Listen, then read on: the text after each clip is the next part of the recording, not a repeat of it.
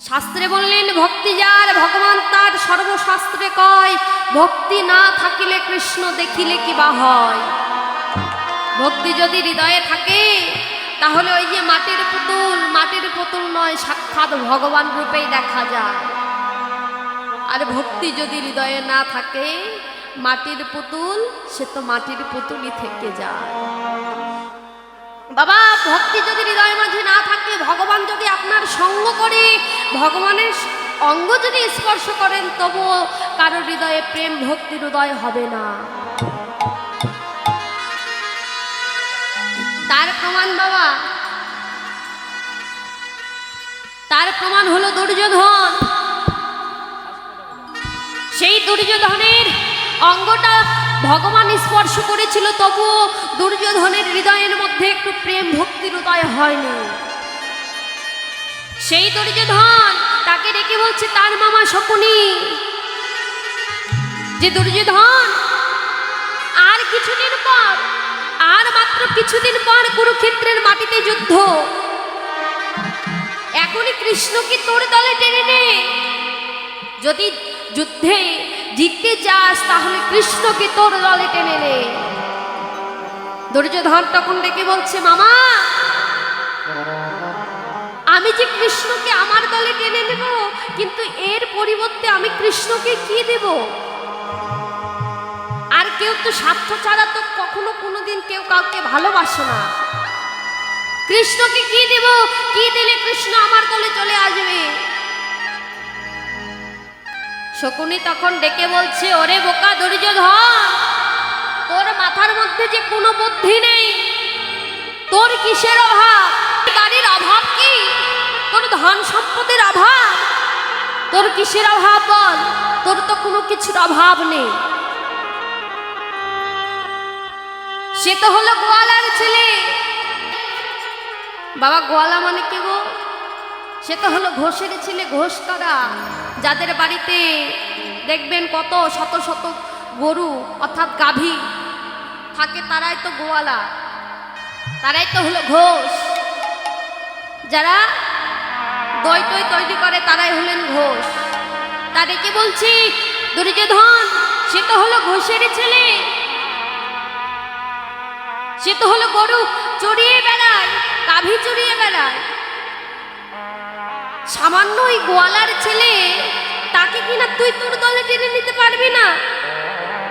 বাবা বলুন তো, ভগবান আমার কাদের সঙ্গে খেলাধুলা করতেন? ভগবান কি চাইলে পারত না রাজার ছেলের সঙ্গে খেলাধুলা করতে? ভগবান কি চাইলে পারত না জমিদারের ছেলেদের সঙ্গে খেলাধুলা করতে? ভগবান রাজার ছেলেদের সঙ্গে খেলাধুলা না করে, জমিদারের ছেলেদের সঙ্গে খেলাধুলা না করে, ভগবান সামান্য গোয়ালা ছেলেদের সঙ্গে, সখাদের সঙ্গে খেলাধুলা করতে।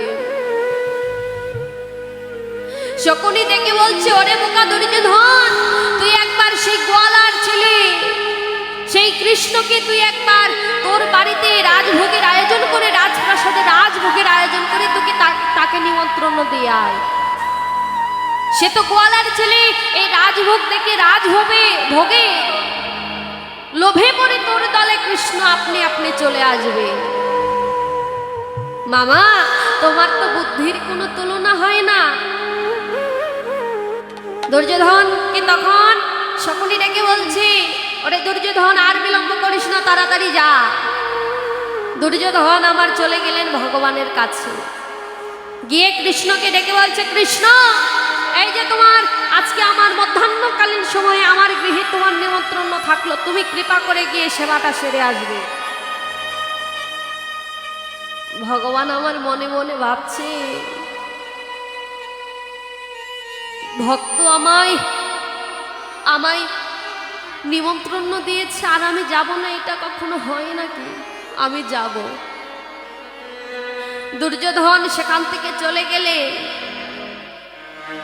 আর এদিকে মধ্যাহ্নকালীন সময়ে ভগবান আমার যাচ্ছে সেই দুর্যোধনের রাজপ্রাসাদে। ও মায়েরা, যে পথ দিয়ে ভগবান যাচ্ছে আর সেই দুর্যোধন কি করলেন, সেই পদ্মা পরাশরী দেবী তখন ডেকে বলছে, ওরে কৃষ্ণ দাঁড়া, আমি দেখছি তোকে কি সেবা দেওয়া যায়। পরাশরী দেবী বাবা ছোট্ট একটা ঘর, পরাশরী দেবী চালের হাড়িতে গিয়ে দর্শন করছে যে সেখানে একটা চালের দানা পর্যন্ত নেই। ঘরের প্রতিটি কোনায় কোনায় খুঁজে খুঁজে দেখছে, কোথাও একটা চালের দানা পর্যন্ত নেই, ভগবানকে সেবা দেওয়ার মতো কিছু নেই।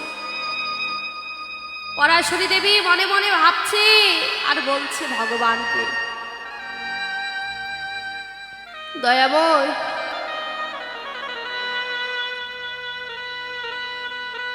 আমি তো অভাগিনী কাঙালিনী, তুমি এমন দিনে আমার ঘরে এসেছো যে তোমাকে কিছু সেবা দেব, কিন্তু তোমাকে সে কিছু সেবা দেওয়ার মতো আমার কাছে কিছু নেই। তোমাকে কি সেবা দেব বলো?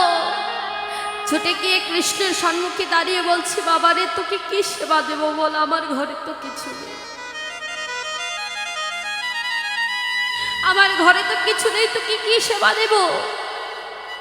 তখন ভগবান শ্রীকৃষ্ণ তখন ডেকে বলছে, ও মা তুমি ভাবছো কেন? তুমি ভালোভাবে মনে করো তো, কিছুদিন আগে তুমি কি আমাকে সেবা দেওয়ার জন্য কোনো কিছু রেখেছিলে? পরাশরী দেবীর হঠাৎ করে মনে পড়ে গেল, ঠিক বলেছিস তো বাবা, তোকে সেবা দেওয়ার জন্য আমি না একছড়া কলা রেখেছিলাম। ছুটে গিয়ে মা সেই কলাটাকে দর্শন করে হাতে নিয়ে দেখছে যে 3-4 দিনের আগের কলা, পাকা কলা, আজকে যেন পচে গলে নষ্ট হয়ে যাচ্ছে।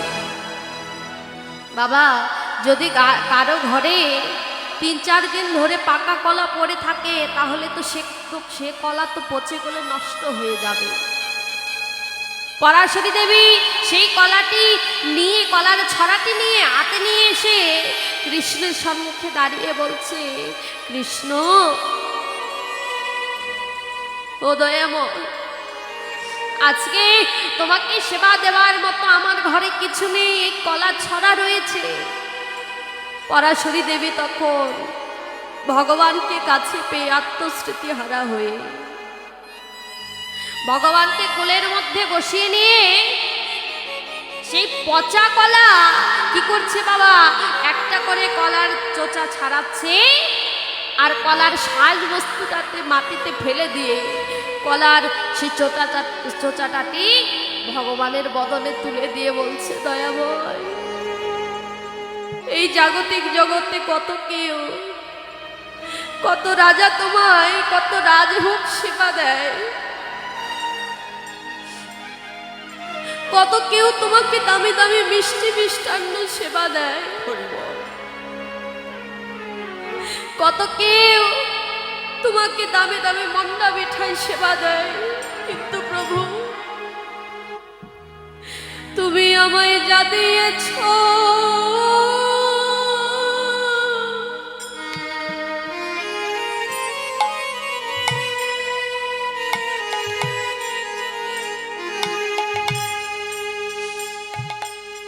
আমি তোমায় তাই দিই,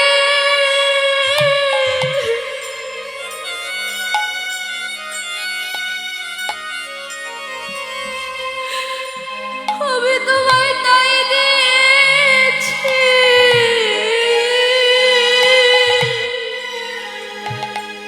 ওগো দয়াময়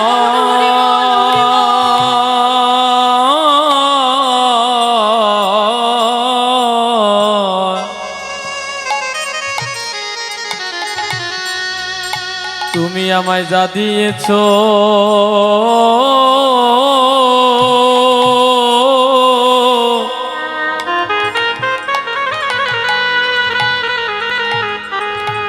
তুমি আমায় যা দিয়েছো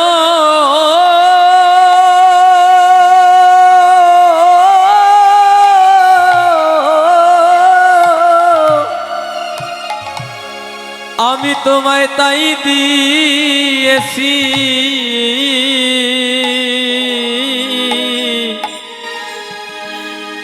তোমাকে দেবার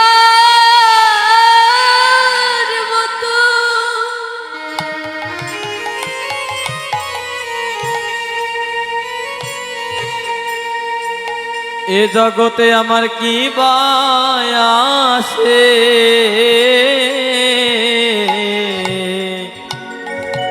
প্রভু গো তুমি আমায় যা দিয়েছ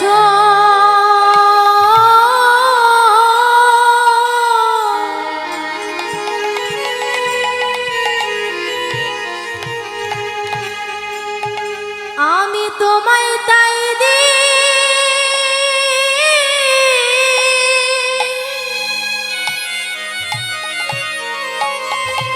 প্রভু গো তোমায় তাই দিয়েছি।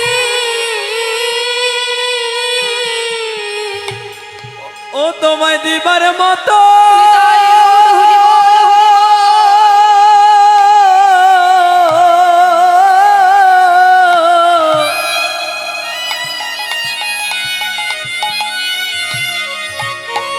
প্রভু গো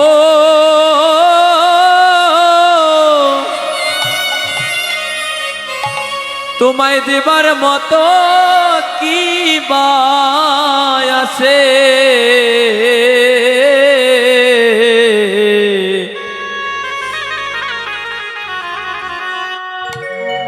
তুমি আমায় যা দিয়েছো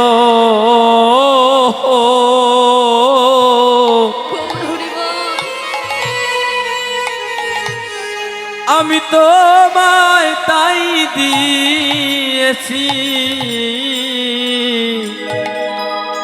জগতে কত জনা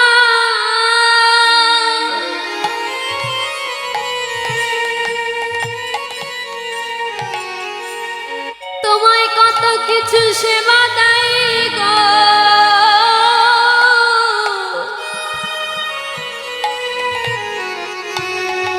কিন্তু তুমি আমায় যা দিয়েছ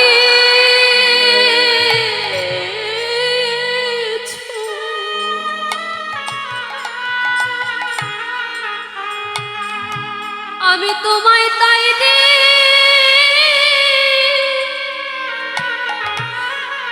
দিয়েছি। ও তোমায় দিবার মতো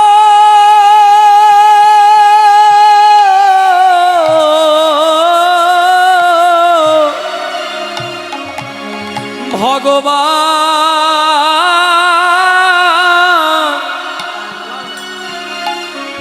তোমায় দিবার মতো কি আছে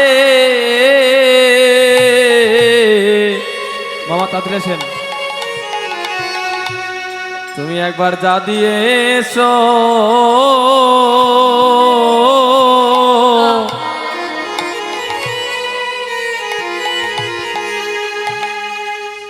আমি তাই দিয়েছি।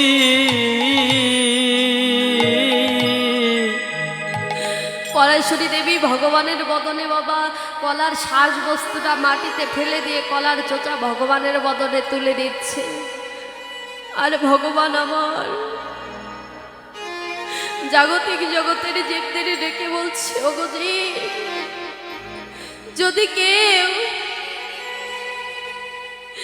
যদি কেউ আমায় নষ্ট পচা কলাও যদি কেউ আমায় ভক্তি ভরে নয়নের জলে প্রেম ভক্তি দিয়ে যদি আমায় সেবা দেয়, আমি সেই সেবাটাই গ্রহণ করি। গৌর হরি বল, হরি হরি বল, হরি বল। সেই প্রেম মাখানো ভক্তি মাখানো কলার সাজ বস্তুটা ফেলে দিয়ে যে চোচা রয়েছে সেটা ভগবানের বদনে তুলে দিচ্ছে, আর ভগবান আমার সেই কলার চোচাটাই সেবা করছে। আর এদিকে বাবা হঠাৎ করে বিদুরের কানে গেল যে ভগবান শ্রীকৃষ্ণ তার গৃহে এসেছে, আর বিদুর ছিল তখন গঙ্গায় স্নান করছিল। বাবা তার একটা ছাড়া দুটো বস্ত্র ছিল না, সেই বস্ত্রটি রোদ্রে শুকিয়ে তারপর বিদুর আবার সেই বস্ত্রটাকে স্নান করে সেই বস্ত্রটাকে পরিধান করে নিজে ঘরে ফিরে আসতো। আর বিদুর ছিল গঙ্গার জলে স্নান করছিল, এমন সময় একজন ডেকে বলছে, ও তুমি এখনো গঙ্গায় স্নান করছো, গিয়ে দেখো তোমার ঘরে ভগবান এসেছে। বিদুর এই কথা শ্রবণ করে আত্মস্মৃতি জ্ঞান হারা হয়ে বাবা সেই যে বস্ত্রটা অঙ্গে পরিধান না করে বিদুর সেই বস্ত্রটি হাতে নিয়ে উলঙ্গ অবস্থায় ছুটতে ছুটতে চলেছে তার ঘরের দিকে। ঘরের মধ্যে প্রবেশ করে দেখছি যে ভগবানকে পরাশরী দেবী তার স্ত্রী ভগবানকে কলার চোচা সেবা দিচ্ছে। পরাশরীকে ডেকে বলছে, পরাশরী এ কি করছো তুমি? ভগবানকে কাছে পেয়ে তুমি ভগবানকে কলার সাজ বস্তুটা ফেলে দিয়ে কলার চোচাটা সেবা দিচ্ছ। পরাশরী দেবী তখন ডেকে বলছি, ওগো স্বামী, আমি হয়তো বা ভগবানকে কাছে পেয়ে আমার আত্মস্মৃতি জ্ঞান হারিয়ে ফেলেছি, কিন্তু তুমি তোমার নিজের দিকে তাকিয়ে দেখেছো? তুমি প্রত্যেকদিন স্নান করে বস্ত্রটাকে পরিধান করে অঙ্গে পরিধান করে তারপর তুমি আসতে, আর তুমি আজকে কি করেছো? বস্ত্রটা অঙ্গে পরিধান না করে উলঙ্গ অবস্থায় ছুটতে ছুটতে এসেছো। ভক্তিটা কোথায় মা? দেখো, ভগবানকে কাছে পেয়ে তারা আত্মস্মৃতি জ্ঞান হারিয়ে ফেলেছে। ভগবান ডেকে বলছে, কলিহত জীব, যার হৃদয়ের মাঝে ভক্তি রয়েছে, যে ভক্তি নিয়ে আমাকে ডাকার মতো ডাকতে পারে, আমি ভগবান তার কাছে কেনা হয়ে যায়। জন্ম জন্মান্তরে তার কাছে আমি কেনা হই, কে না হই। বাবা, আমরা বাজারে গেলে পরে, মেলায় গেলে পরে আমরা বড় বড় ঠাকুরকে কিনতে পাই, ভগবানকে কিনতে পাই। মাটির মূর্তি কিনে নিয়ে আসি, পিতলের মূর্তি কিনে নিয়ে আসি, আবার যার বেশি অর্থ সেই সোনার মূর্তিও কিনে নিয়ে আসে। কিন্তু মা, সোনার মূর্তি কিনে নিয়ে আসলে কি ভগবানকে একবারে কেনা যায়? যায় না। ভগবান বলল, গো, টাকা দিয়ে আমায় কেনা যায় না, আমায় কেউ ধন সম্পদ দিয়ে কিনতে পারে না। তাহলে কিভাবে কিনতে পারবে? যদি কেউ একবার প্রেম ভক্তি দিয়ে আমায় ডাকার মতো ডাকতে পারে, আমি এই জগতে তার কেনা হয়ে যাই। নিতাই গৌর হরি বল, হরি বল।